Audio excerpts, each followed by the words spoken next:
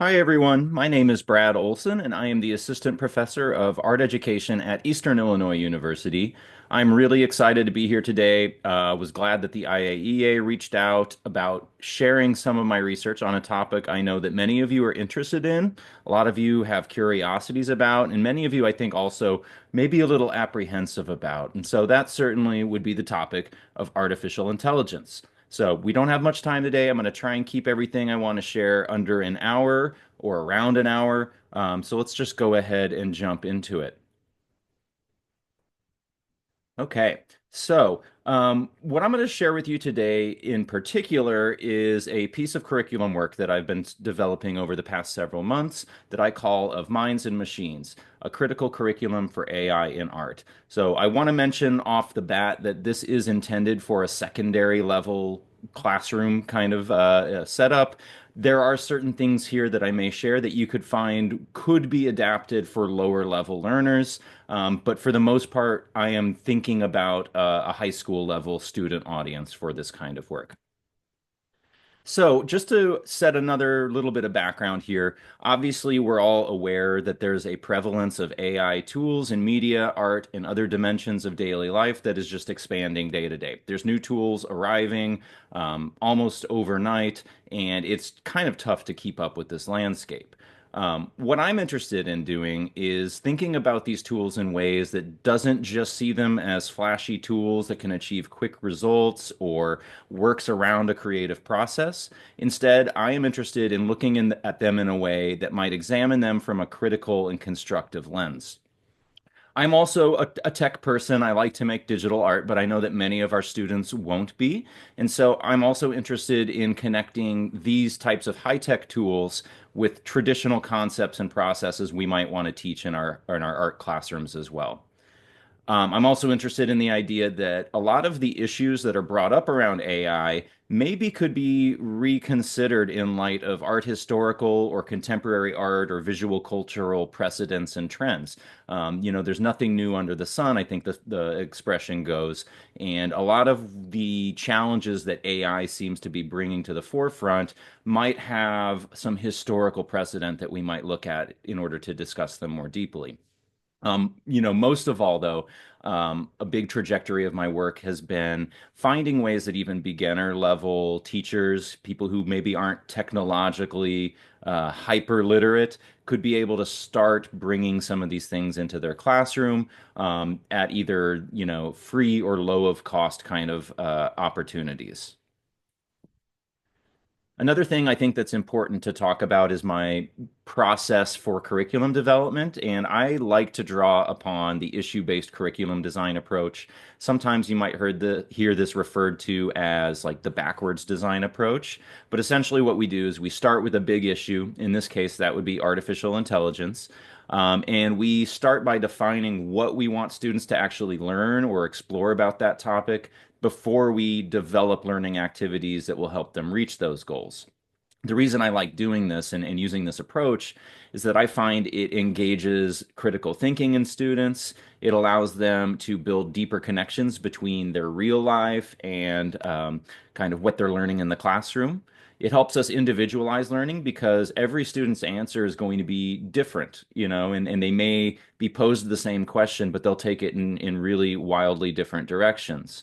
And also, I think it models what a lot of contemporary artists are doing. They're interested in ideas, they think about them, they explore them and ruminate on them, and then they create artwork in response. And this kind of approach tends to facilitate that sort of behavior in art classrooms.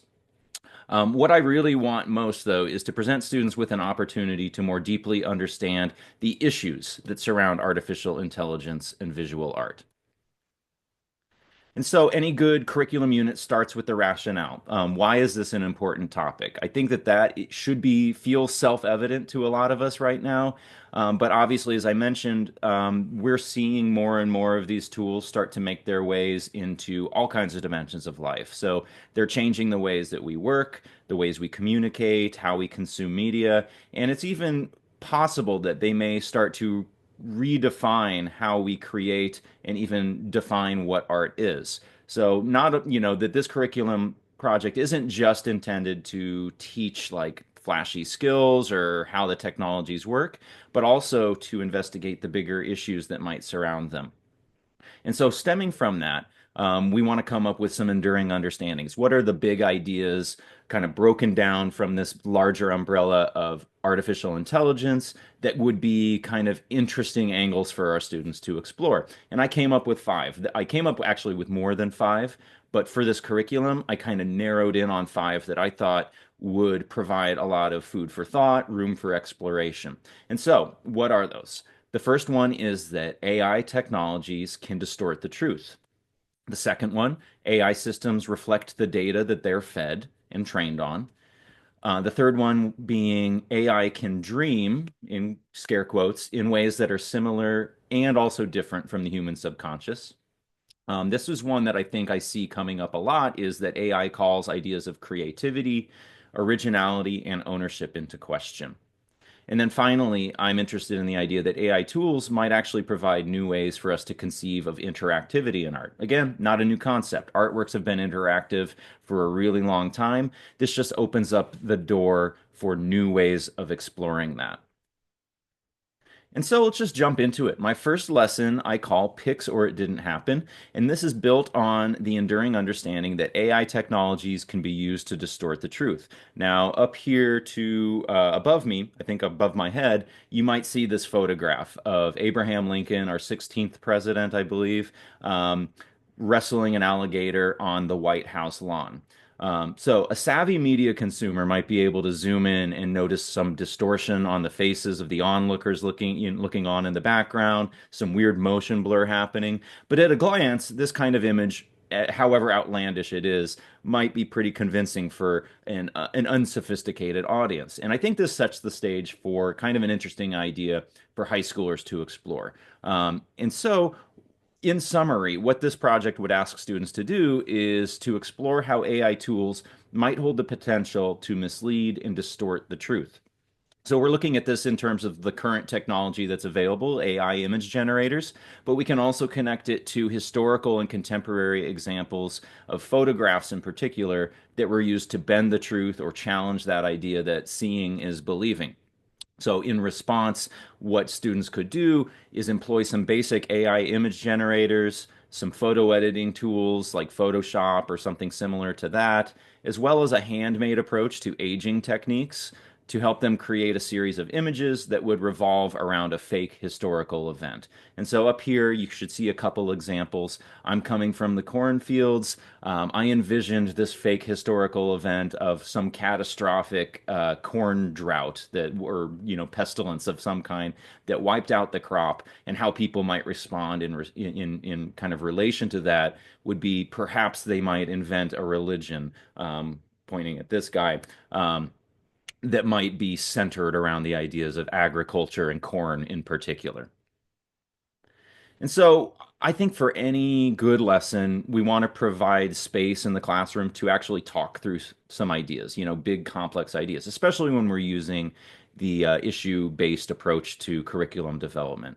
And so these are what I would call the essential questions. And I've built out some essential questions that I thought for each lesson, students would have a good time exploring, but also kind of open up their minds for the studio projects that would come later. But anyway, for this lesson, our big kind of essential question is just how might AI generated images mislead or distort our understandings of current events, history, and the truth? So we might question them on how much stock they put into that old expression that seeing is believing. We may have them share and reflect on other examples of ways they've been deceived by an image before in their lives.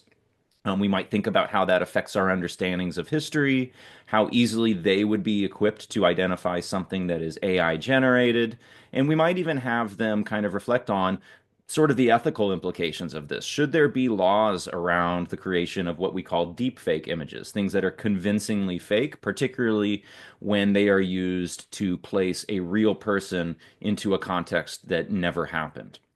And then finally, like kind of the brainstorm question that would hopefully help inspire them to move forward in this project would be to ask them, if you could create an alternate historical event, what would that be?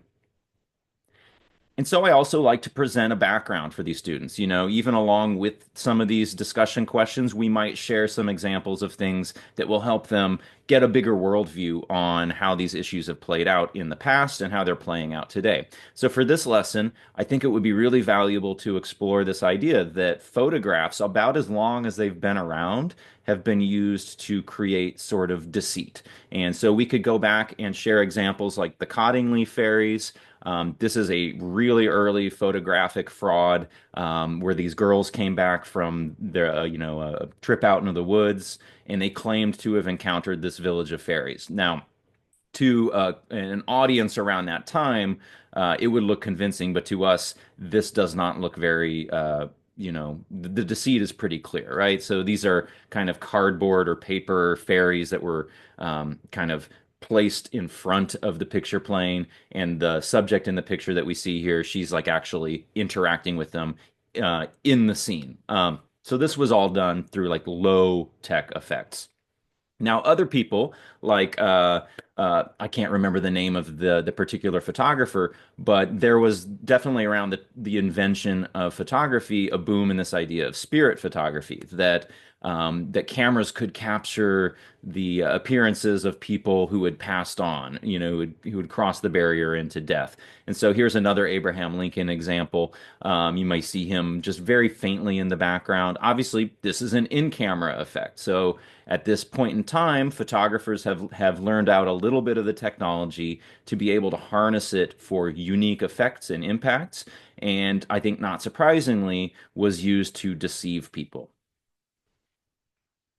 Another interesting kind of modern example of this kind of focuses around the world of like urban legends. And this is an urban legend that centers around New York City. This was created much more recently, but it purports to tell the story of the Staten Island ferry disaster, which says on a certain date back in the 1960s, the Staten Island ferry was just crossing, and out of the water rises this giant octopus that pulls it under, plunging everybody under the water, resulting in this mass casualty event. Of course, this never happened. In the story, is the way that they put it. Nobody really picked up on this story because it happened the same day that John F. Kennedy was assassinated. So it was just eclipsed in the news. But in order to kind of create the illusion of this alternate historical event, they're kind of leaning on the authenticity of bronze sculpture, and particularly like informational plaques that you see here in this image, in order to hopefully fool a few people into believing, oh gosh, I had no idea that this actually happened. So again, a fun sort of artistic take on creating alternate histories. And this one does use AI. This is one that I've uncovered in the last few months, and this was actually just a normal Reddit user who was exploring the capabilities of tools like Midjourney, a prompt-based image generator, in order to create an alternate historical event. And so this one was called The Blue Plague. And as the story goes, to my understanding, there was a meteorite or some kind of biological weapon that exploded in this empty field, but released a host of this kind of invasive blue algae or pollen or something that just overtook the world. And so, in order to create this as kind of like a set of documentarian historical artifacts, they used Midjourney in order to help tell that story. And we can see some examples of those up here, hopefully, that help illustrate what that story was like. And so for any lesson, what I like to do is think about the different sets of objectives. For me, I always go about it by setting a clear objective for creativity and imagination, for exploring composition and design principles, for demonstrating skill in craft, and then also to have students kind of reflecting on and critiquing the work that they're producing. So for a lesson like this, their creativity and imagination objective might be something along the lines that they will imagine an alternative historical event and generate and alter three artificial photographs to illustrate that event. For composition and design, you may wonder like what is actually compositionally taught through a project like this. And I think you could teach ideas of unity, right? That each of these images, if you're expecting them to be convincing to an audience, they need to demonstrate some kind of unity in the color grading that was used, the fidelity of the photo itself, and the visual style in which that they were taken. Are they period appropriate? And then also we might also think a little bit further down the road, what happens if we print these off, we create actual paper artifacts for them? Well, we could use handmade and digital texture techniques in order to create the illusion of aging, weathering, and wear. For skill and craft, one of the things we might try and have them watch out for is how do we balance those things? Clarity of image versus the aging techniques, whether they're digitally done in Photoshop or just the old-fashioned way with some sandpaper and tea or coffee staining. We want to have them find some balance between those things. We also maybe have them look for aberrances in the images that are generated. We all know this by now that when you ask ChatGPT or one of these things to produce an image for you, there may be little things that we notice. Like in my previous example, the faces are kind of garbled in the background, or a person has the wrong amount of fingers, or there's just something weird happening in the picture that AI is generating. We could pull those into Photoshop and work with correction tools in order to sort of make them seem a little bit more convincing, to erase some of these aberrant artifacts that might alert a viewer to its fakeness. And so then finally, we may want to have students reflect and critique. Very simply put, you could have them create an installation that you could call the Museum of Dubious History and have students create wall text that would hopefully describe the context of those historical events that they've chosen and the relevance of the images that they've included. And so, just for a quick demo, there's not much to show you here. Any image generation product tool that's out there that you can find that's free to use or cheap will work. I can show you just kind of what happened in ChatGPT. It's very simple, prompt based. I told it I would like to create a fake historical photo that depicts the Apollo 11 astronaut crew discovering Bigfoot on the surface of the moon. So super outlandish, clearly never happened. What it came back to me with was some further questions that it had, and I gave it feedback on that. And so here is the image that it resulted in. It's not the best, but like I said, through some aging techniques, through some clever photoshopping skills in tandem with this kind of image that it's generated, we may be able to come up with something a little more sophisticated, a little bit more convincing. Okay, and so I've also got a link here to some motivation and making and reflecting learning activities. I won't cover these in great detail, but hopefully gives you an overview of what this lesson looks like.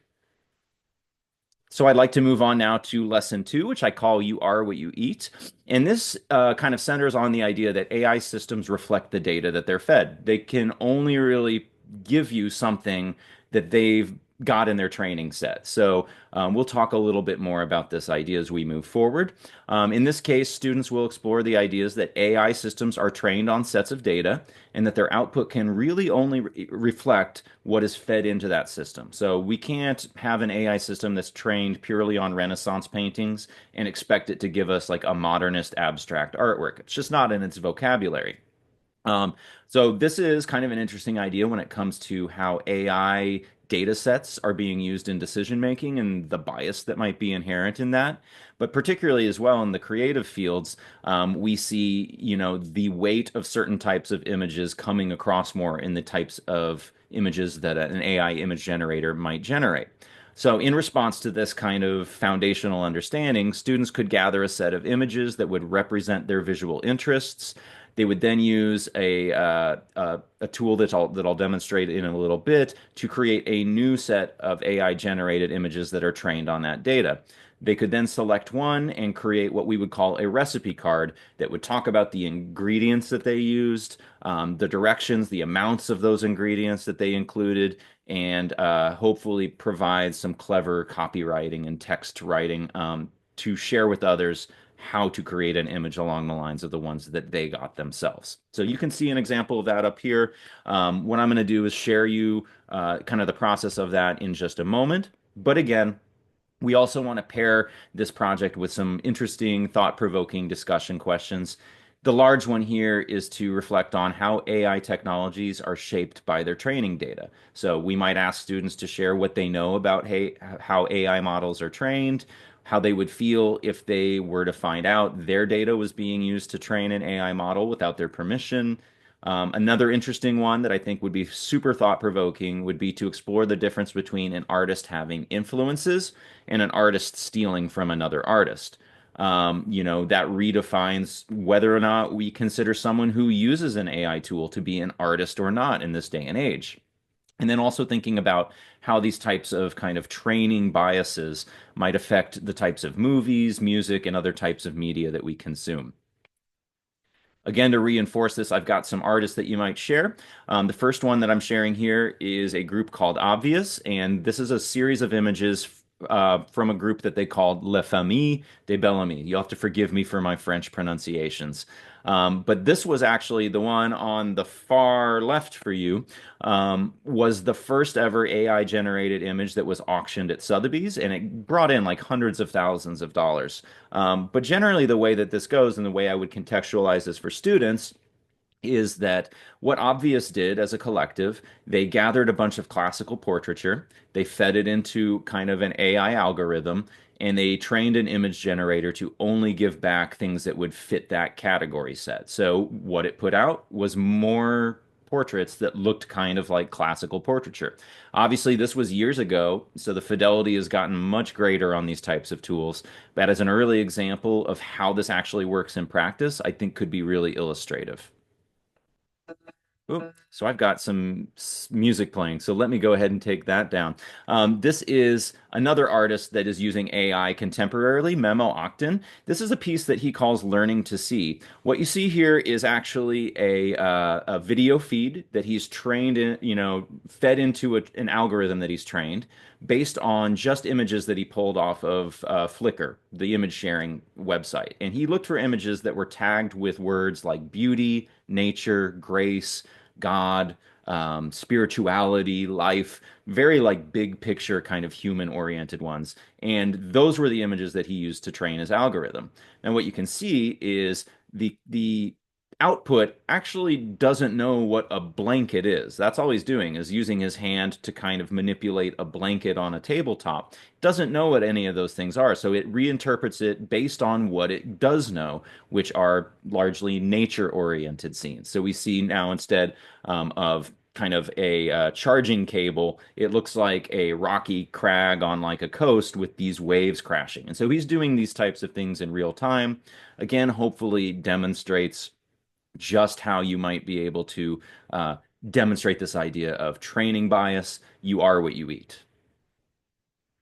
Another one that just came across in the past year, I think your students might find interesting, would be this interactive thing that you can actually access online by a group called DeckArt, and it's called Oasis, and it is trained off of Minecraft gameplay. So they fed in hours and hours and hours of Minecraft gameplay, and so what this does is actually an interactive web-based tool game. There's not really a purpose to it or an objective, but you can explore in this kind of surreal landscape. Every frame is generated brand new. So it just kind of refreshes. There's no map that it's drawing on. I think it definitely will help explore how gaming and other types of media might evolve in the years to come. And so our objectives for this, creatively, we might have students, as I mentioned, create a recipe for generating AI works based on a selection of ingredient images. They may look for notable elements and principles of art in those generated images.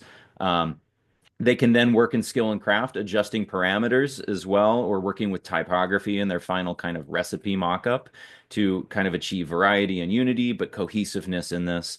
And then through reflection or critique, students could share their recipes and try and reproduce them based on what a peer had told them about it. And so again, let's just jump into a quick demo. What we're going to be using here is just one tool that you can find online. I think it is free, at least at first. You will have a few generations you can use. But even like a paid plan comes up with lots of image generation kind of credits as well. So we're going to be using something called Artbreeder's Splicer 2 tool. And so here's just the Artbreeder interface. You can see they've got a number of other tools. So let's just click Splicer 2. It'll take you to a menu where you can pick from some of the ones it's selecting, or we can upload. So because this is asking students to kind of gather a set of images that represents their own visual world, we'll have them upload. So we can go ahead and do this. I think on my desktop, I've got something here where I can start dropping in some images. So let's say I like a flat Midwestern landscape. I like Andrew Wyeth's painting Christina's World. I like Van Gogh's Sunflowers.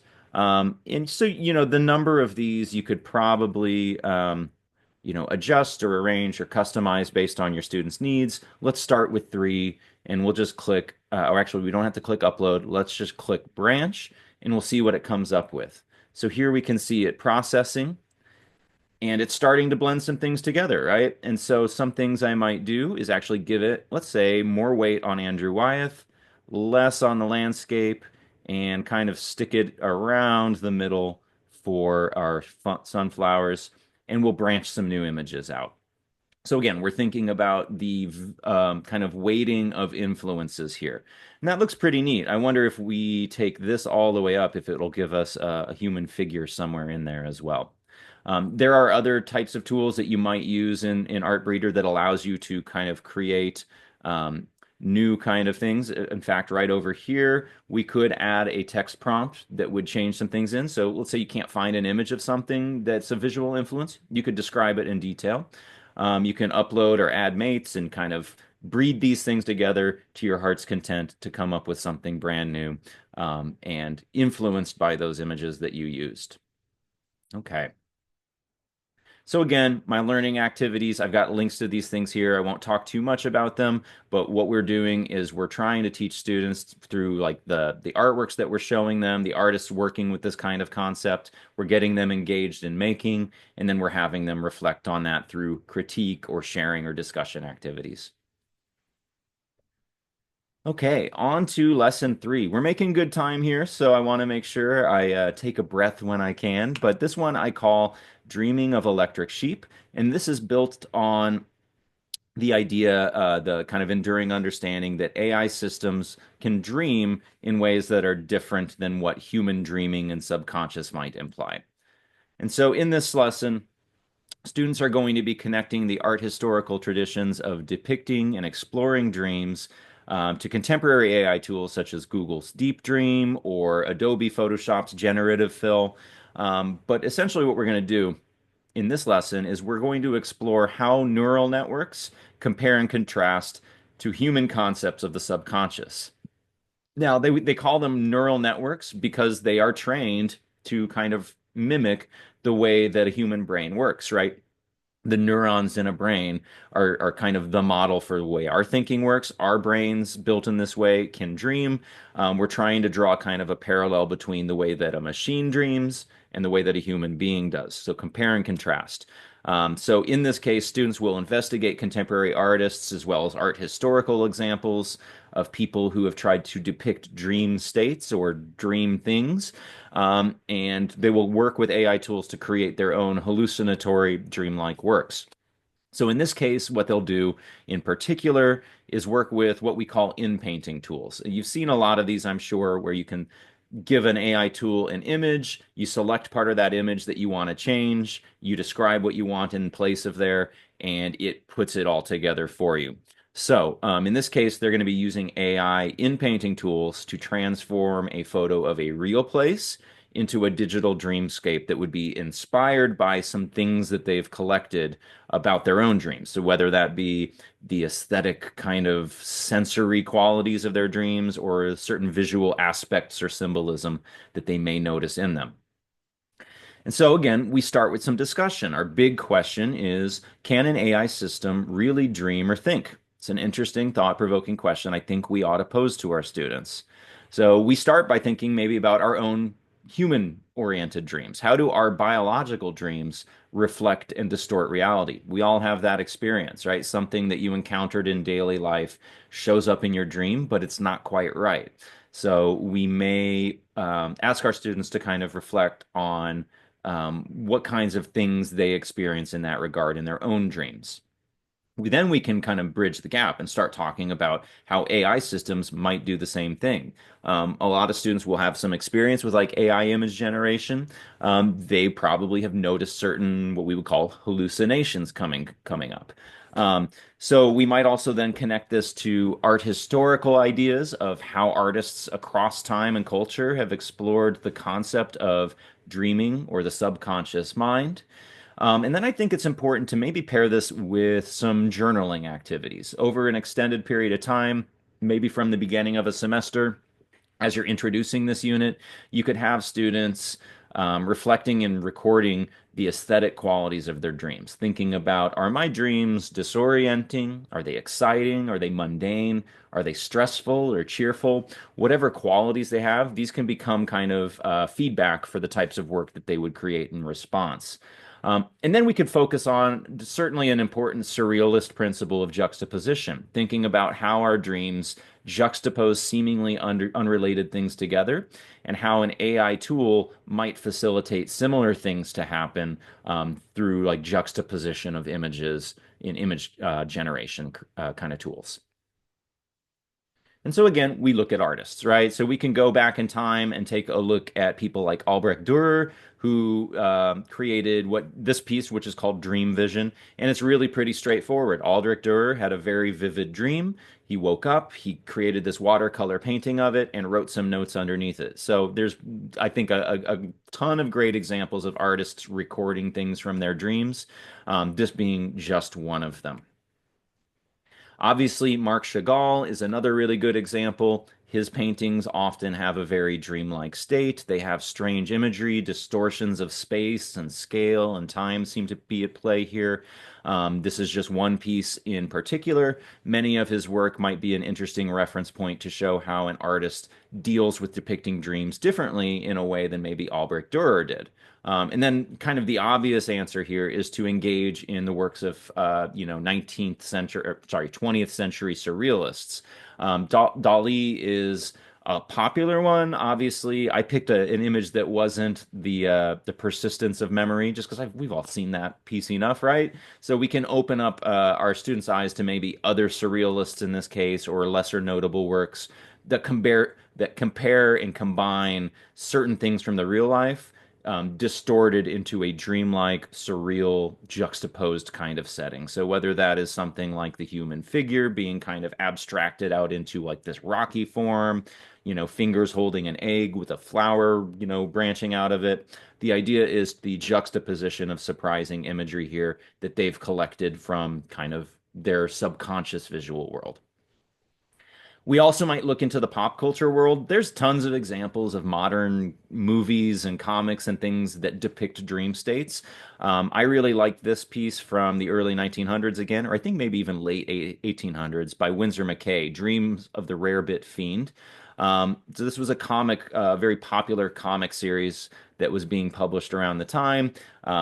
If we look up above, what we can obviously see is the dreamlike state of being like enlarged to giant size and being able to walk through and interact with this city, which is now tiny and more pliable under your hands, being able to bend a building or pick up a train. All of these things could be, I think, really inspiring or helps kind of visualize again what dreams look like for a lot of artists. Another contemporary artist who is not using AI but is using photography, I think, in interesting ways, is Nicholas Bruno. He's got a great Instagram page that I would recommend you check out, or his website. But he is actually a person who struggles and deals with sleep paralysis and has very vivid nightmares. And so part of his work is trying to harness the fear of those experiences and reimagine them for audiences in new ways. And like I mentioned, he doesn't use AI in this work at all. He's using photographical tricks. So a lot of it is kind of multiple exposure kind of things, almost double exposure. So he's working digitally. He could take a picture of himself sitting on this couch reading the newspaper on a timer, moving out of the frame, taking another picture after the couch has been lit on fire, and then working with some simple Photoshop kind of compositing and matting to be able to combine those things together. He does a lot of fun stuff in this way. He'll clone himself throughout various spaces of the same kind of thing. Again, sort of the disjointed from reality kind of vibe that we get from dreams a lot. This one also came up in popular culture. Many of you probably recognize stuff like this, but Google Deep Dream was one of the first AI generation systems to gain broader public attention. It's using what we call a convolutional neural network to enhance patterns of images. So it was actually created in order to take like a low res image and blow it up. And what it's doing is essentially filling in the gaps between pixels based on what it guesses. Now, what people found out was if you push that to the limit and you tell it to fill in a lot more gaps than are present or would be necessary, it creates these very surreal kind of things. And what it came up with when it was creating these dreamlike visuals, it comes up with a lot of dog faces. It's trained off of images that it could scrape off the internet. Apparently, the internet is full of dog portraits. Who would have thought? But that's kind of, again, an early example of how AI started to be thought of as dreaming and presenting kind of dreamlike images as well. Another contemporary artist you certainly should share with students would be Refik Anadol. He's a big name in AI generative work. This is a piece from a series that he's called Machine Hallucinations. He goes through and curates his own kind of data set of images and then feeds it into a system that is then allowed to just go to sleep essentially, to make associations on its own without direction. And what it does is eventually creates things like you see up here, um, which are always expanding, always evolving, very fluid kind of video pieces. They're enormous, they're very immersive. Everything is brand new. No viewer sees the same thing twice because none of our dreams are exactly the same. Now, there may be similarities between this hallucination and another hallucination, one dream we've had and another dream we've had. But generally speaking, they are always evolving, always new, always fresh. So again, with our objectives here, for creativity and imagination, students could use an AI in-painting tool to create a dreamscape image that would embellish a base photo. I used photos in this case, but you could use paintings or other illustrations drawn by hand, with at least 10 dream elements that would be generated by something like Adobe Photoshop's generative fill or any other in-painting kind of platform. For composition design, they could explore surrealist principles of juxtaposition of imagery, but also distortions of scale and perspective, you know, placements of time, and other aspects that would demonstrate irrationality in a piece. For skill and craft, this one is a little more complicated too because they're mostly working in Photoshop, but they could demonstrate they're starting with a photograph or they're starting with an original artwork as their foundation kind of image. They should focus on things like clarity, detail, and focus on those images, whether they're photographed, painted, or illustrated. You know, the clearer the results you start with, the clearer and better results you'll get out of it. Another thing that they may do is think about how to work with the Photoshop tools in order to adjust the AI generated parts of their work so that they feel a bit more natural. So some things I've noticed certainly are the image generations that Photoshop gives me back. They're kind of off in their exposure or their color balance. So these are things that we can work with like adjustment layers in Photoshop to be able to make a bit more convincing. So still learning some skills here. And then finally, through reflection or critique, I thought it could be fun is to have students then take their image that they've resulted in, you know, their surrealist dreamscape collage, and they could feed it back into a chat bot like ChatGPT and ask it to reflect on the stuff it sees and how it would interpret it as a document of a dream. What kind of things might it tell this person about their subconscious? It could be an interesting exploration. In addition to that, what students could do is then take the interpretations that it got back from ChatGPT and share with like a small group with peer discussion about what GPT maybe got right or what it got wrong. Obviously, all of this could be replaced through like a partner activity that just cuts GPT out entirely. Just thought it could be another additional way to extend this into something new. So again, we'll get a quick kind of demo going here. This will be really simple. Hopefully you can still see my screen. If not, I'll probably just need to re-record this. But I've now opened up, I'll just double check. We'll stop sharing our screen and I'll make sure I'm got Photoshop open. I think I needed to do that. Okay, you should see Photoshop now, and you still see me down here in the bottom. So what we'll do, I've got this image that I've got of the Doudna Fine Arts Center. This is where I work every day, so obviously it's a big part of my dreams. Always recurring, right? Work anxieties, all that stuff. But what we can do is just start by doing a couple simple things. Really simple. You can expand this however you want, but let's just grab our selection brush. Let's take the sky, and now I'll click generative fill, and I'll say a dramatic photo of a starry sky with the Milky Way.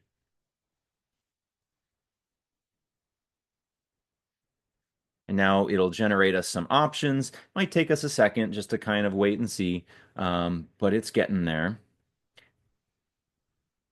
So as it's creeping along, we might be thinking about other things that we do. Okay, so that one's okay. It's a little too dramatic in my mind. We can click these buttons here just to explore different options that it gives us. I think of the three of them, I like this the most. Now it changed the rooftop. This one looks like it changed the rooftop of my building. This one, this one, they're all slightly different, but angularly, it's fairly convincing, right? So now what I can do is we'll just kind of keep this one here right above me. You should be able to see it in my layers panel. Let's select something new. So making sure I'm still selected on that new generation layer, I'm going to draw in a lasso, just a box, and let's say we want a flying saucer. Um, well, I don't like that. Let's just do like an orange harvest moon with an airplane flying in front of it. Just see how it does with this. Now, again, it's not perfect. It might give me some kind of wacky results that don't necessarily fit, but we can always go through and change some of this after the fact. So let's just give it another second here to kind of generate. Eh, so it looks too illustrative. So why don't we say a photo of an orange harvest moon? We'll see if that does any better. So again, a lot about prompt-based kind of image generation is specificity. You get better results the more specific you are, to some extent. Now, sometimes you can kind of overload it. I'm still not loving it. There might be ways that I could tweak it, but so far, it's okay. I like this one the best, but we could let's do something here. Let's have, um, let's just get a big thing here, and I'm going to say photo of a gorilla holding three red balloons. Did I spell balloons correctly? That's where my brain is at. A photo of a gorilla. This is late in the semester, guys. Holding three red balloons. I did spell it right. Okay, so we'll go ahead and generate again, see what it can come up with.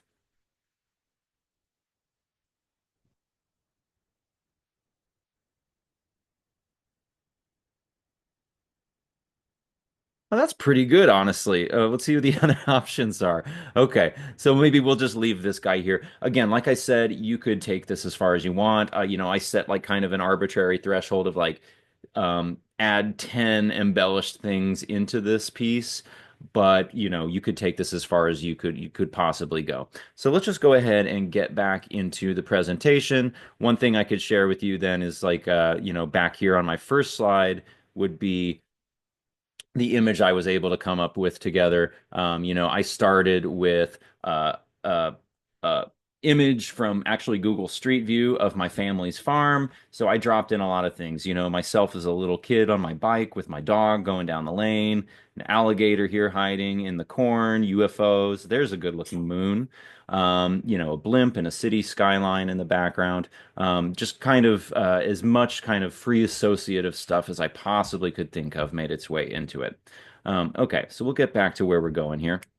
Again, I've got learning activities for these. I won't go over them in much detail from here on out, but you can always scan the QR code at the end of this presentation and get access to all of this stuff. Because I only have a few minutes left. We got about 15 minutes, so I want to make sure I get into my final two lessons. So, lesson four, I call Wanna Collab. And this kind of touches on the idea that AI now is challenging ideas of creativity, originality, and ownership, particularly in the art world. So, up above me here, you see our cyborg Bob Ross, just as kind of a visual reminder of sort of the ideas that we're going to explore in this project in particular. So, in this lesson, what we're going to be doing is we're going to explore the idea that AI and machine learning tools might be considered not just tools, but could be collaborators in artistic processes. I'm kind of freezing up here, so I think I can. Oh no, I can't quit Photoshop just yet. Um, Hold that thought. Oop, we'll do it later. Okay, cancel. Freezing up here. Bear with me, y'all. Okay, so we're back into it now. What we're doing is that we're thinking about that collaborators may be, or AI tools may be more than just like tools that we use, but instead be conceived of as collaborators in the artistic process. So this isn't a new concept either. Artists have been collaborating with their tools in a variety of ways for a really long time. And each time that this has happened throughout history, it perhaps has caused a conversation to rise up around ideas of creativity, originality, and authenticity. So, again, these are ideas we're talking about now with AI, but we've talked about them before. And so, in response to these ideas, what students could do is create a simple abstract collage. I use collage, but again, you could use a painting, approach to this.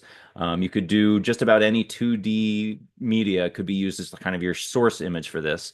I used a collage, which then we feed into an AI tool that can interpret just the basic kind of line shapes, colors, and compositional shapes that were used in the student's original piece to create something brand new. So where we could go from there for like kind of an extra step would be to connect that original artwork using an augmented reality tool which you can see above my head, that would reveal what the AI collaborator comes up with in response. So again, we start with some discussion. An important essential question that I think we're touching on here is the idea or the question around, is AI artwork really art? How do students in your classrooms define these things? We might talk about how other artists are using mechanical tools in their work and how they differ between AI tools and other things like a camera or other machinery that might be used in service of art making. We reflect on like kind of the big question of when you're creating art with AI tools, who actually deserves credit as the artist? This is a big philosophical question that we're having to kind of reframe in today's day and age. Then we might actually just need to start by defining what art is for us in relation to ideas of originality and creativity. Again, does influence come into play here, or how much of a part of the process does an artist really need to have in order to be called the artist? And then finally, like the big one is, do we think an AI system is really creative in the way that we conceive of it? So up here to my right, you'll see an image, a nice drawing of a ship. If you've seen images like this before, you can probably place it that this was not drawn by a human being.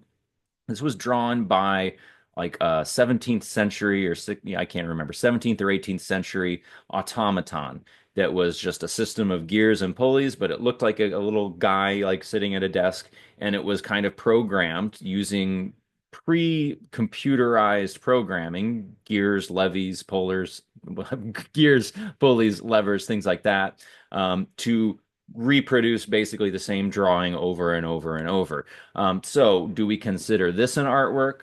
Who do we consider the artist? Is it the automaton? Is it the person who programmed and built the automaton? Same kind of questions coming up today.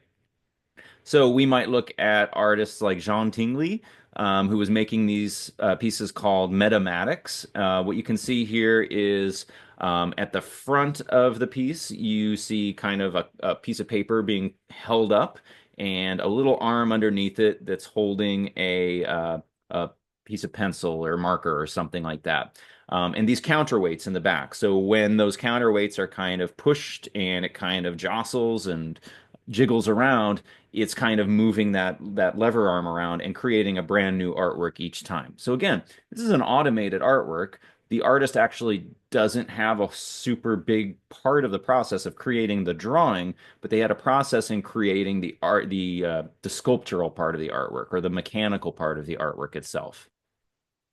We might also then want to reflect on people like Sol LeWitt, who just was known for creating instructions for artworks that would then be carried out by other people. So in this case, this is the wall drawing for the Boston Museum. It says on a wall surface, any contiguous stretch of wall, using a hard pencil, place 50 points at random. These points should be evenly distributed over the area of the wall. All of the points should then be connected by straight lines. So that provides a lot of flexibility for how somebody would do it. Each piece would be different based on the randomness of where they were placing those points and how they were drawing the lines between them. But the artwork itself is the set of instructions. So, do we consider ourselves, if we follow these instructions, are we the artist or is Sol LeWitt the artist? It's an important kind of philosophical question we keep finding coming up. And then I also included this one here.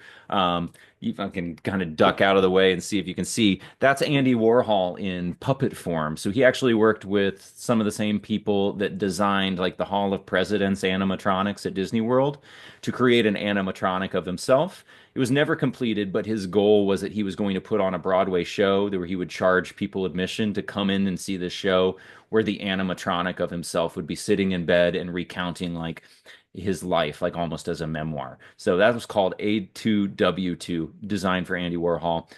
Perfect kind of form for him. This one is the most contemporary example that I think students might get a kick out of discussing and debating. This is a piece by Jason Allen, and this is a fully AI generated artwork. Um, he entered this piece into the Colorado State Fair, and it was awarded, I believe, Best in Show at the Colorado State Fair. Now, this caused like a really big kind of stir. A lot of people weren't willing to accept that an AI artwork should be granted awards like this compared to artists who are doing maybe more traditional processes. And it actually came to fruition through a series of court cases you might have heard about where it became the center of the legal question. Can an AI generated artwork be copyrighted or not?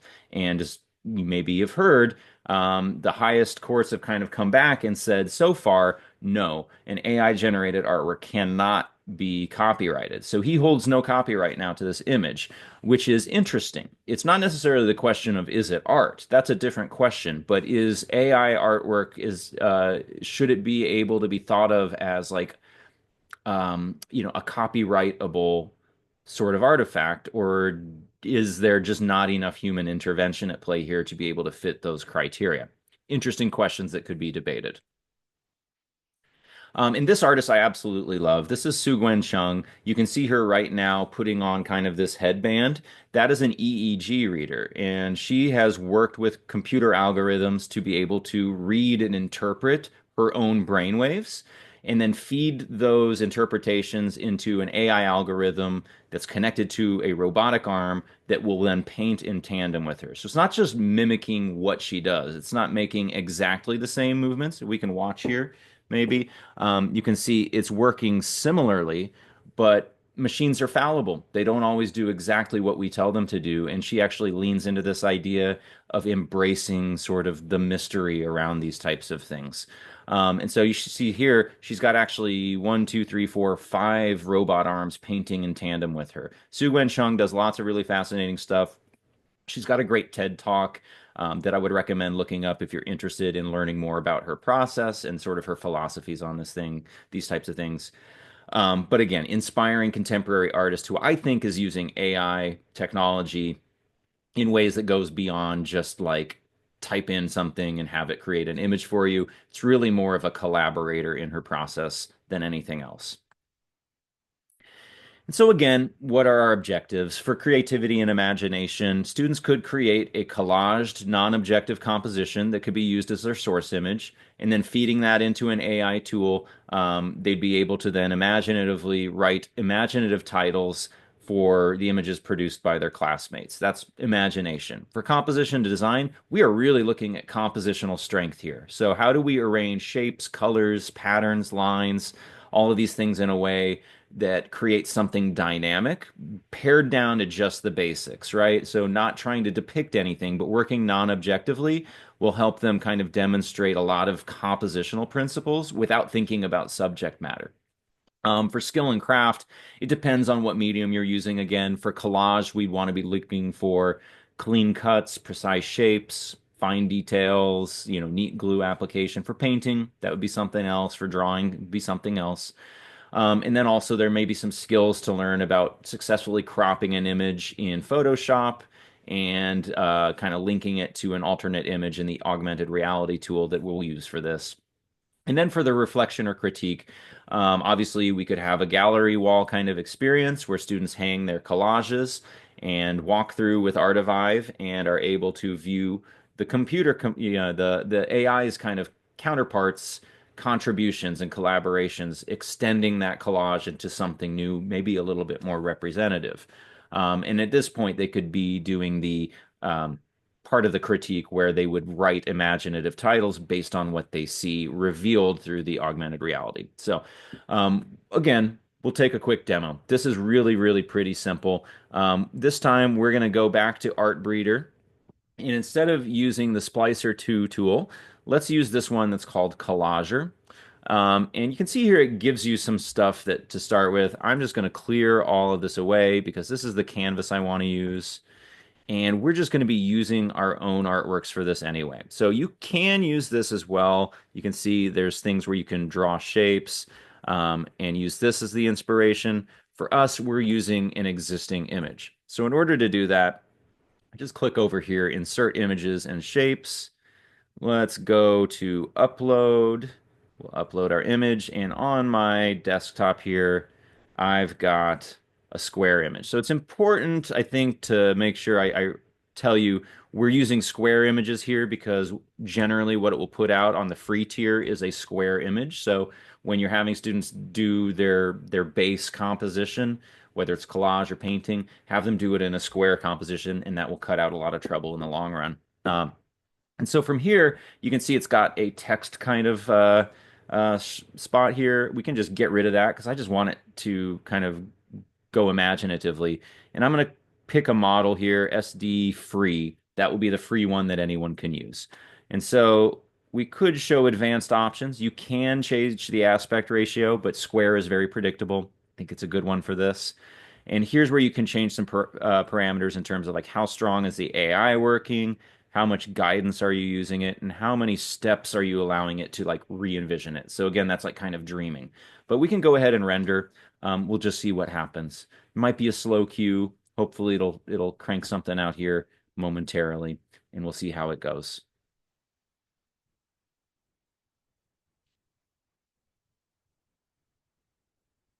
All right, so that's okay. It's definitely more painterly, but again, playing with some of these different things, parameters, giving it, let's say a sunset scene against the mountains. Let's just see what it would do with this. I'm going to switch to the faster model here as well, just because I think it'll go a little bit quicker for us.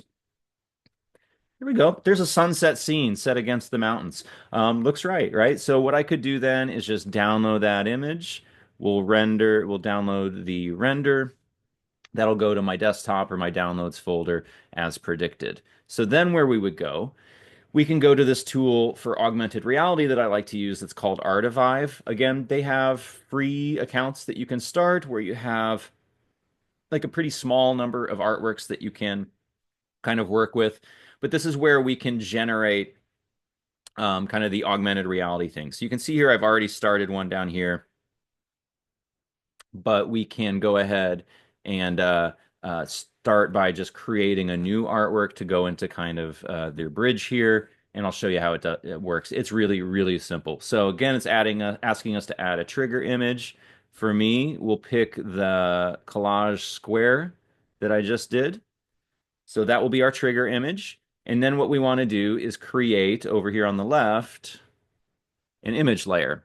We're going to just be replacing that image with a different image. So let's see here. Here's my Artbreeder outputs. You can see it gave me a number of interesting ones. If I go ahead and pick this one, we're all pretty much set. So I believe from here, all I have to do is click the publish button. We'll give it a name. We'll call this test project just for now. And then what you'll need to do is download on your phone the Artivive app. You can see again what that kind of looked like for me. If I skip back a few slides, this is what it looked like. I was able to record this through the Artivive app where you can see that it first sees my collage and then it reveals the image that we placed on top of it. So this was a previous one, didn't use the same artwork to replace it, but you kind of get the right idea here, how it's kind of using the augmented reality to be able to reveal those things. Okay, so that is lesson number 4.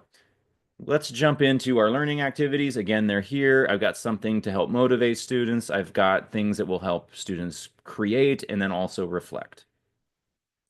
And so now we're getting to our last lesson.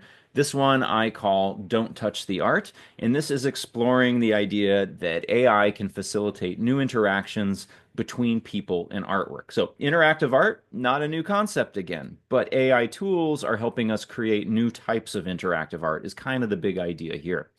So what I'd like to say is like with today's technology, obviously it's becoming more and more common for artists to include dimensions of interactivity into their work. However, interactive artwork has really long roots, and we can kind of explore and compare that to the types of artworks we might see being created today. Um, what we're hoping to show students in this lesson is that art can be more than just pictures in a frame, but can also invite viewer participation. So what we're going to do in this project is we're going to use a couple different AI tools. The first one being Google's Teachable Machine to create a new model, an AI machine learning model. And then we'll use ChatGPT to train, to kind of reinterpret that model and use the instructions and the code given to us by Teachable Machine to control an interactive artwork. Now, it sounds complicated right now. I've got a couple examples above my head that I'll like to demonstrate to you a little bit later. But what I've found is working minimalistically and with a little bit of humor can go a long way in this project. So again, discussion-wise, one thing we might ask is how does AI tech encourage interactivity in artwork, particularly, but also could be thinking about in media and different types of like environmental cases where AI might be used. So we could think about how artists in the past have used interactivity, what new paths that opens up to storytelling, visual arts, and popular media, and also how interactivity actually changes our role as a viewer of the art, right? That we're now a participant with art and not just this static viewers kind of standing and absorbing it. And so, for some art and visual culture connections, we can go all the way back to Marcel Duchamp, an early artist who encouraged interactivity in work. This is just one of his pieces. This is called Rotary Glass Plates. You can see that it is a spinning kind of plate on a wheel, and as it goes faster, it creates kind of this optical illusion. So, what's interactive about this is really just that the viewer needed to be at a particular distance and place in the gallery to get the achieved optical effect. So it's not highly interactive, but it does require some interactivity from the viewer. Another great video artist from the middle of the century, kind of postmodern era, would be Nam June Pak, early video artist. This piece we're seeing is called Participation TV, and you might also notice there is the participant who has a microphone in her hand. She is vocalizing different pitches and vocal sounds. and seeing how the TV kind of reimagines it. So again, these are more analog than they are digital, but it can be done, right? And it kind of demonstrates this idea of people being invited to interact with artwork in different ways. Another contemporary example I like to show for this project is Raphael Rosendahl. He's a web-based artist who does really humorous, minimalistic artworks that are just done with HTML and JavaScript, really simple programming languages that we're going to be using for this one as well. So, a page like papertoilet.com just shows a toilet roll, which you can spin down using your mouse clicker until it just totally disappears.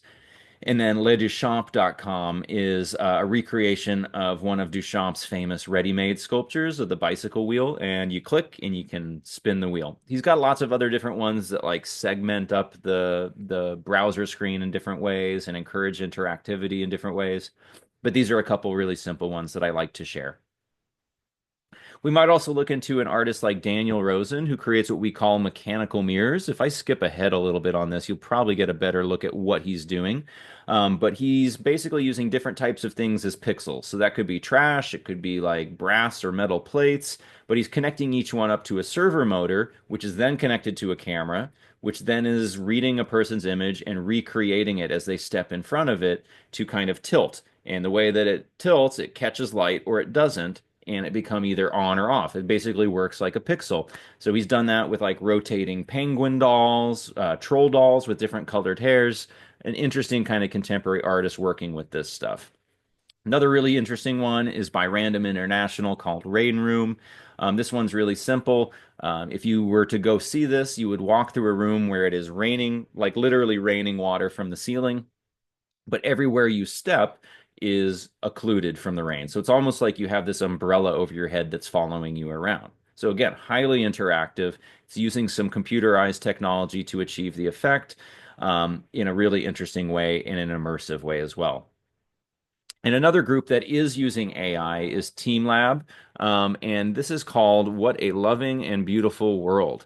And as you can see, the kind of viewer or participant in this artwork is able to move through the space, and there are certain generative effects that they are using to be able to animate onto the projections on the walls. So, ink blots following her along as she walks, other types of flares and visual effects that create kind of this feeling of interaction through AI. And so our objectives for this, just to put it simply, we're going to have students choose a specific cue that will be used to train a machine learning model that the camera then could recognize and relates to the subject of their interactive artwork. Students will then create an interactive based artwork that demonstrates the use of movement and interactivity for composition and design.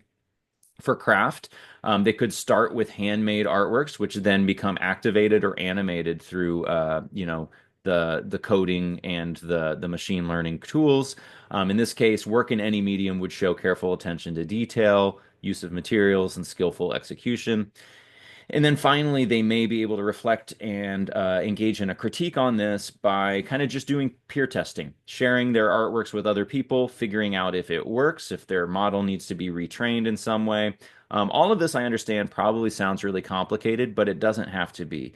And so that's kind of where we're going to go here.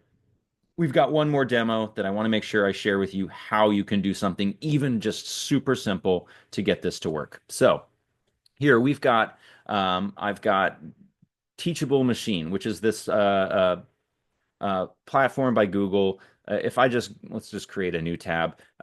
If you go to Teachable Machine with google.com, you just Google it, it'll show up. You can see that it's able to help you create custom machine learning models that can recognize either images, sounds, or body poses. So really, I'm mostly just using images. I found the body poses can be a little unpredictable, but could be done. But anyway, what we're going to do is you'll just want to go ahead and get started, and that will have you choose which one you want to pick. So I've already picked one. I've got an image model here that I've trained to recognize a simple visual cue. As I mentioned, this is a hand wave. So just hand up, that is wave. You should hopefully be able to see in my training set up there that I've got 608 image samples. All of them are me waving a hand. Sometimes it's me putting my face behind it, holding it at different areas of the screen, and so on and so forth. And then I did the same thing for a class. That's what we call these, a class, for no wave. So I've called this no wave, and this is me without waving and just some basic background stuff. So what it should do is hopefully then recognize, does it recognize a hand wave or not? So what I'm going to do, let's try and get our webcam on. Oh gosh, I don't know if it'll allow me to do this with uh, here we go. That should hopefully do it, and you can still see the screen if it's okay. Hopefully you can see that. Now, you can see here on the preview screen, I've already trained my model. It takes a few minutes. Once you've got a few images in here, you just click and you wait, and it will train it. Oh, did you see that? It saw my hand for a split second, and so it went from what we can see down here was the no wave. It says 100% confident we're seeing no wave. And when I hold up a hand, there we go, 100% wave. So again, I can alternate back and forth, and it's really good at recognizing a simple cue like this. It's very stark differences, and I can do this all I want. So where we would go from there is we would export our model, and you would click a link here that would say update my cloud model. Mine's already up to date, so I don't need to worry about doing that. But what that does is actually creates a web link where your model will live online. So you could just copy and paste this in just to see your model and test it out. Or you can embed this with coding into like a simple website that will do something. So that's what I'm going to show you next. Again, this is complicated. This is upper level high school. I would not encourage doing this with elementary level students. But an upper level high school student with some tech capability could probably work this kind of stuff out. So you may notice down here below as well, it gives you a code snippet to use for your model. And so we can take the JavaScript code snippet and I can just copy. And that's exactly what I did from here on out. I went then into ChatGPT. This is just the free version of ChatGPT. I do subscribe to the plus version just because it has better models, but you can do this with the free version.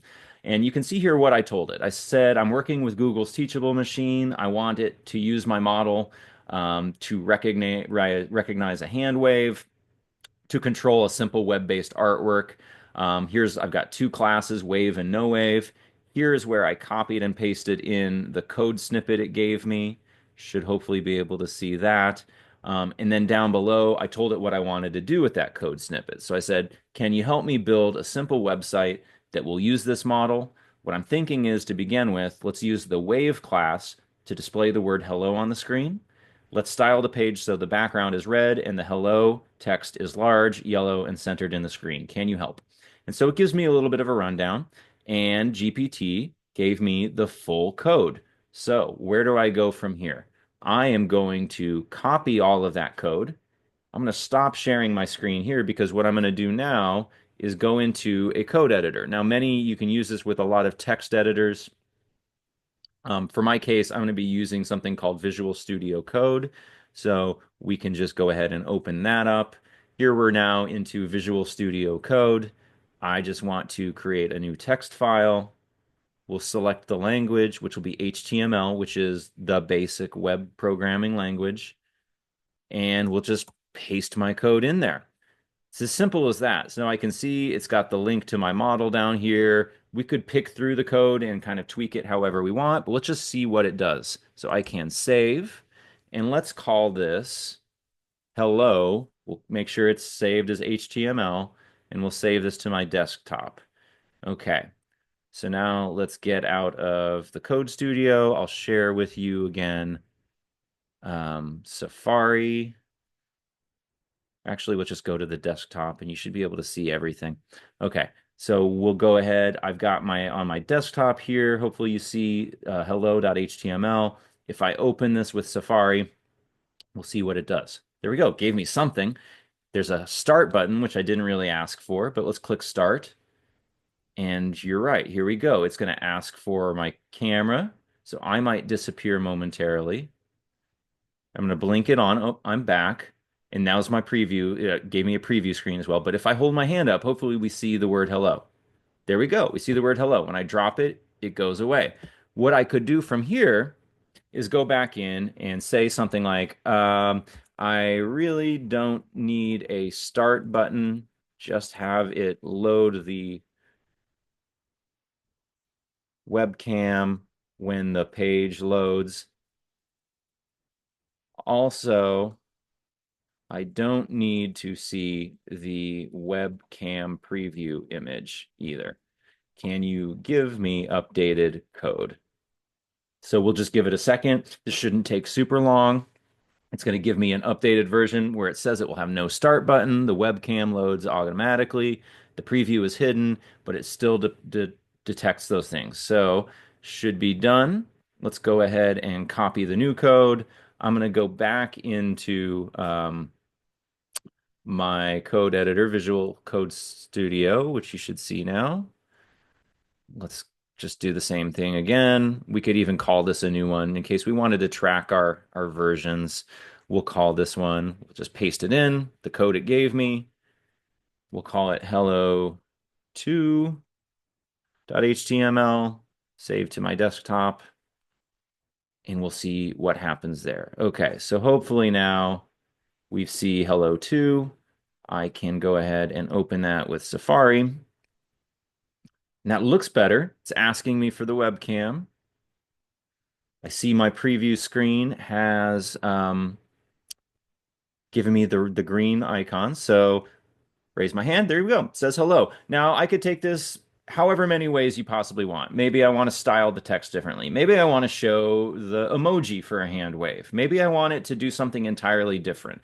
That's kind of where I've been at with this. So hopefully what you can see here is my website where I've done a lot of work. Like I said, I've got one piece here where I changed that so that it's using the same model, still using a hand wave, and it should be able to recognize and display the word hello. So, or a hand wave. Oh, hold on.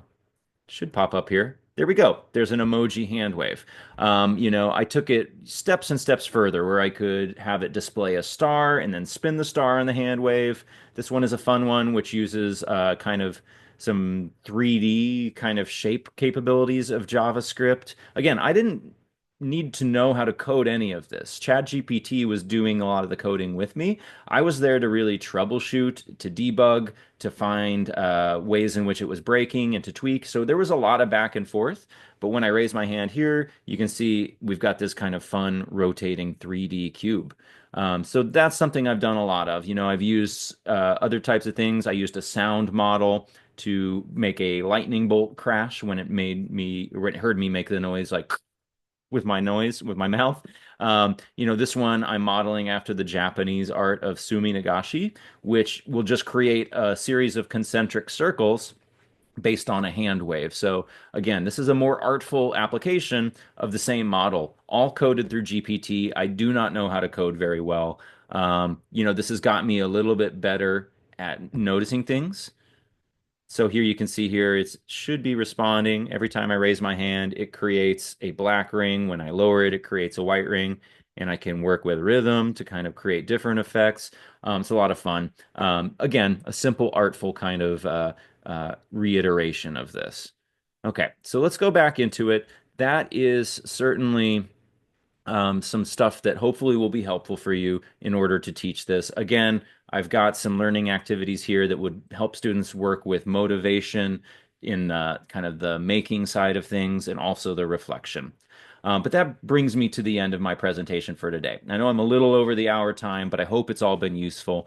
But what's next for me is that I want to continue to explore the remaining questions and issues that surround AI. There's a lot in my essential questions that are important, I think, to reflect on that I didn't just really discuss in this curriculum. So there could be more lessons to come that do. Obviously, AI tools are always changing. There's new ones appearing overnight. So I want to continue surveying emerging AI tools. As I mentioned, there are other issues to engage with, like ideas of ecology and how the environment might be impacted by the use of AI tools. These could be some higher level critical discussions that we introduce into this unit in the future as well. I still want to continue finding ways that we could like connect traditional art making with technological art processes. That's kind of like that nice kind of cohesiveness and collaboration that I really like about this stuff is that it just doesn't have to be tech for tech's sake, that it can be used to extend other art making processes as well. So I'll be developing also some assessment tools and demonstration resources for this curriculum over the summer. I'm just honestly waiting for the end of the school year to free up a little bit of my time in the week to do so. And then what I would really love to do is work with perhaps one of you to pilot a curriculum like this, reflect on where it's successful and where it struggled, and refine and hopefully come up with something that's a little bit more streamlined, more predictable, and easier to deploy for a wider audience. So again, that sounds like something you're interested in. I would encourage you reach out and we could have certainly have a conversation about that.